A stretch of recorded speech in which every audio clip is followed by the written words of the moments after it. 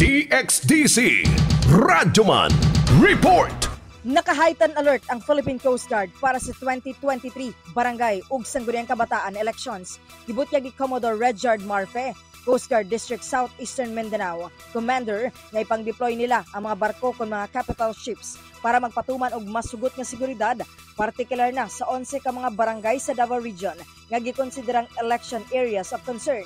Ipailawom sa yellow category ang napulo ka mga barangay sa Davao del Sur, ang Barangay Kapatagan, Barangay 3 de Mayo, Barangay Litos, Barangay Tanlawang, Barangay Talas, Barangay Tamiangon, Barangay Poblasyon, Barangay Maibo, Barangay Aplaya ug Barangay Clib, samtang usa sa Davao Oriental ang Barangay Ompao. Sumala ni Marfe, hugot ang Coastal Barangay Security nga ilang i-implementar og 24/7 nga magpatrolya ang Coast Guard.